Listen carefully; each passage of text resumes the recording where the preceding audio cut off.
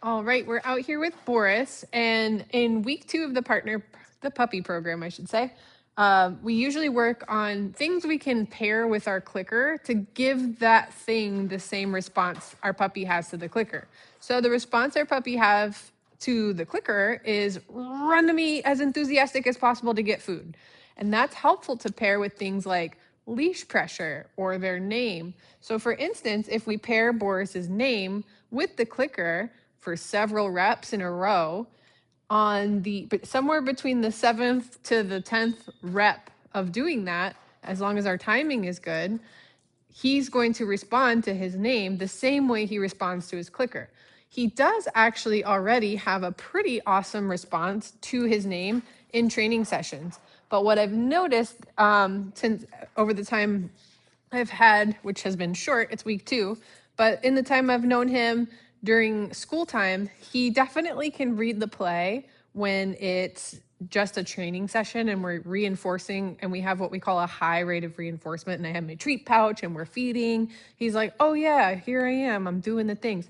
But he definitely can read the play when it's transitional time during school and we're not necessarily doing a specific training session. So for instance, when it's time to come inside from outside, or if it's time to go in a crate momentarily while we rotate the next group out, he definitely, no thank you, has a harder time coming when called. And then the other thing I notice is that he's a bit hand shy when we go to grab him.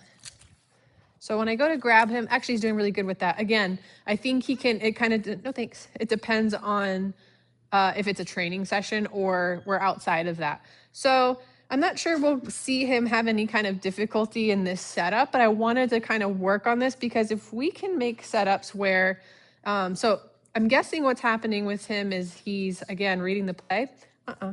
And if he's learned that, oh, when you call me, when I'm outside or in this situation, or you're standing there by the door or this, that, or the other thing, that actually means that the fun is over and he's maybe learning and picking up those patterns. Good boy. So what I want to do is kind of break up that pattern for him. So if he's having a hard time, and again, maybe this isn't happening at home, but this is a really good practice session. So if he's having a hard time coming in from playing outside when we call him, we would want to set up a training scenario where he's outside playing. We go to call him.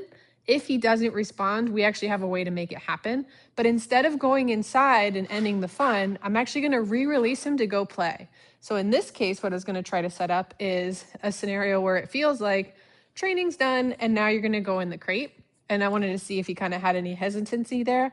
And what I would try to do if I noticed that is lots and lots of reps of training's done, you're going in a crate. Just kidding, you get to come back out and training starts again. So we just want to break up any kind of negative patterns that he might be building with coming when called. And the other thing I want to just incorporate is making sure that he's cool with me grabbing his collar, because there's been a couple of times, obviously in a daycare situation when dogs are socializing, it's important for us to be able to kind of reach in and grab them by the collar to kind of physically move them away from other dogs or help give them kind of tactile information like, whoops, you need to kind of slow down there, etc. So I just noticed there's been a couple times where he kind of, and this is a very typical puppy thing, where you go to reach for them and sometimes they kind of do like a submissive pee. So if you have a dog that submissive pees, this is going to be, don't eat the tape, good boy. This is going to be a helpful thing to kind of practice. So right here where he's kind of doing something naughty, he heard me say like, hey, don't do that. And he went back to it. This could be a time where I go to reach for him. Good. Oh, you did good. So sometimes puppies, again, it's like reading the play. He's starting to learn patterns in life. And if he associates something like, oh, I don't think you like that, and we go to reach for them in that moment, that could be a time where submissive pee happens or a little bit of shying away. So what I'm going to do here is I'm going to roll a piece of food out. Good. I'm going to roll a piece of food out. I'm going to wait for him to be done chewing. I'm going to say, Boris. I'm going to catch him by the collar and feed him. You can tell in that little rep, he was like, whoa, what are you doing there? And I'm going to release him and we're going to repeat. Actually, this is going to blow into a million pieces if I throw this right now. There we go. I'm going to roll that out. He's going to go chew that. Boris, I'm going to grab you by the collar and I'm going to feed you with my other hand. I'm going to keep hanging onto your collar for a second and then I'm going to say, okay, good job. Again. Boris. Good boy. Grab you by the collar. Good. Feeding. Okay. Now he's doing really good with me reaching in to grab his collar with my hand. If your puppy has a harder time with that, where you go to reach for them and they're like, hey, that's not your food hand, you're grabbing me by the collar, and they start to shy away, you can change the order of that. So you can do a setup where it goes like this instead. We throw the food out. And instead of having my bare hand, I'm going to have my food hand. And once he's already eating, then I'm going to grab him by the collar. Good. So I'll show you that example again. Boris. Food. Collar. Good. Want a moment where I'm still kind of hanging on to that collar, and then I'm going to release him. And then we're going to go do one more rep of this the way we started, which is just Boris, bare hand grab, food hand feed. Still hanging on to that collar? Okay, perfect. All right, so we're going to kind of pretend that we're all done here. Actually, I'm just going to grab a sip of water and kind of do what I normally do when I end the session. I'm going to help one of our friends over here, so we can just pause for one moment. All right. All right, Boris. You load up. Yeah, perfect. So he's like, oh man, I don't want to do that. So right when I go to grab him, it might be a little more tricky, right? And we might see some of that submissive peeing. So this is good. So I'm actually not going to use food right now.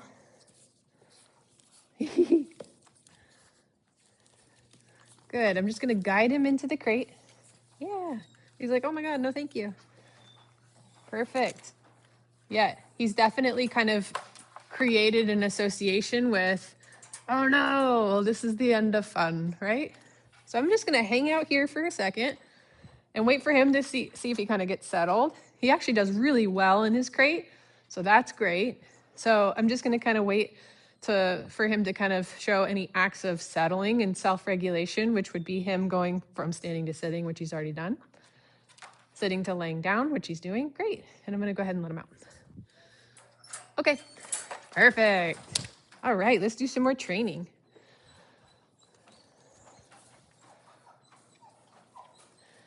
All right, perfect. Okay, I'm switching up that rep, the collar grab game. So now I'm like having him come over to me. I'm grabbing him by the collar. Okay, and then when I reset the rep, he gets a piece of food. Whoops, he didn't see me throw that. There you go. You might see that second piece. Good job. I'm gonna grab you by the collar. I'm actually going to start to work on having him yield to collar pressure as well. So right now I'm applying a slight bit of pressure with my fingertip towards my body. And he's in a down right now. But as soon as he yields to that pressure, I could almost do this with my eyes closed. As soon as I feel his little body move towards me, I'm going to let it go. In that scenario, he actually just started to roll over instead of, which I think that's one of the tricks he just learned. So that's fine. But I want to make sure that we can... Yeah, so now he's a little bit hesitant. There we go, good. It's hard to kind of narrate what I'm reinforcing there. So after that little confusion of seeing if I could get him to yield towards me, he rolled over instead. And then when I went to grab him by the collar again, he was like, I don't know if that's my favorite thing. So I actually rewarded him kind of instantly, the instant he let me grab it. Perfect, so I'm grabbing him by the collar now. He wants to roll over. I'm going to see if I can put that pressure on towards my body. I'm going to let it hang out there for a second. I'm going to kind of try to keep that pressure on as he's rolling, just to kind of tell him I'm basically talking to him with pressure. So when he's rolling, the pressure stays on to say like, no, you still need to change or fix something. And I'm going to give him a little bit of help here. I'm going to say, good. And as soon as he starts to move towards me, the pressure comes off. Good job.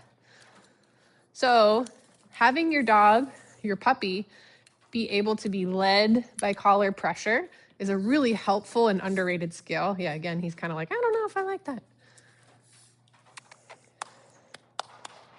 Come on, bub. Come on. So I could use food right now, but I want to see if we can actually get him re-engaged. And I'm going to get ready with my clicker here, actually. Nice, good. Perfect.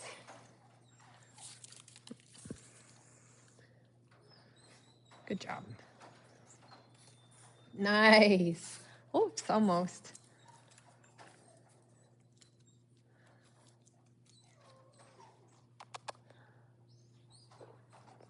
Good boy.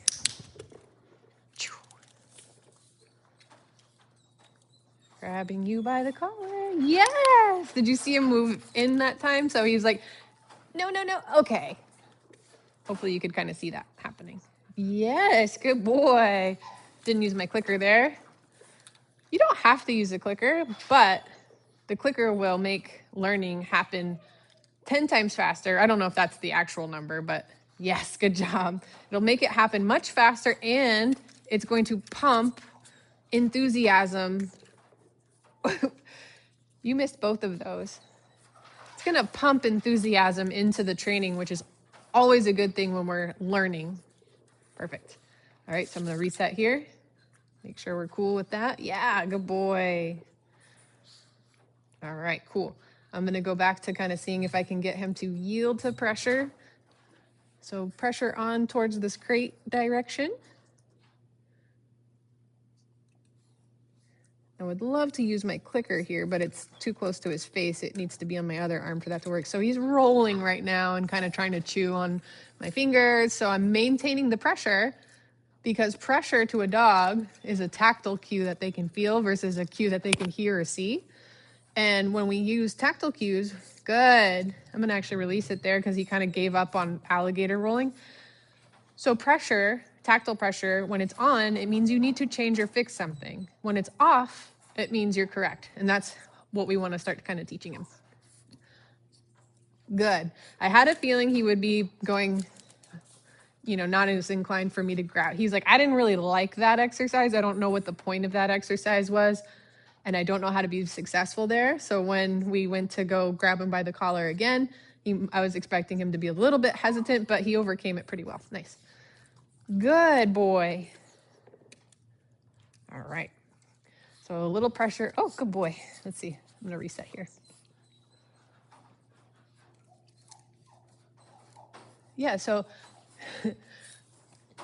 the harder something is for a puppy, the more we kind of want to work on it. And I do think just kind of this is part of handling. It's hard for all puppies. They just want to use their mouths. Good boy.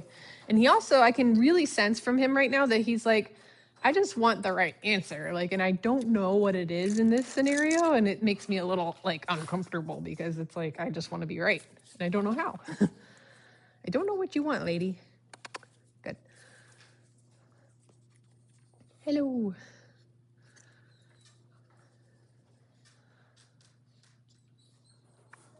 Good boy. I gave you a little taste there. All right, so pressure. Yes, good boy. Perfect. Good boy. Yeah. Grabbing him there. Good boy. On towards the crate. Good. Keep maintaining the pressure. He's offering behaviors right now. So now I'm going to give him the answer. I'm going to help him out a bit. Good. So before, I wasn't making kissy sounds and showing him what the answer was. I was kind of letting him flounder. There we go. On towards the crate. Good. On towards the crate. And basically, I'm only applying just enough pressure for him to feel the oppositional. Good. Good boy. Can you load up? Good boy. Yeah, I want you to go in there. Perfect. Now that he knows that I'm going to put him in there, I'll be interested to see if he'll let me grab him by the collar. Oh, big shake. Good boy. Good boy. Okay. Nice. Again, I'm changing up his expectation of being grabbed by the collar means you're going in your crate for an extended period of time, and that's the end of fun. Sometimes I grab you by the collar, ask you to go into the crate without food, and then we get out and we play with food. So hopefully that's a good example of kind of some off-the-cuff training of just kind of identifying what our puppy needs to work on. But for week 2, our main concerns are making associations with the clicker. We want to maintain going out and about. No, thank you. Good. Out and making sure we're exposing him to lots of different people, sounds, surfaces, things that move, vehicles, etc. And the clicker can help make positive associations with that. And we're just desensitizing him to being handled. Handling is a huge part of socialization. So making sure our puppies are comfortable with being grabbed and kind of manipulated physically, as well as just making sure like lifestyle training is happening as well. Good boy. We're breaking up any kind of negative associations with things we need them to do, like being called, come when called, grabbed by the collar, etc. So he's doing great. Good job, Boris. Good job.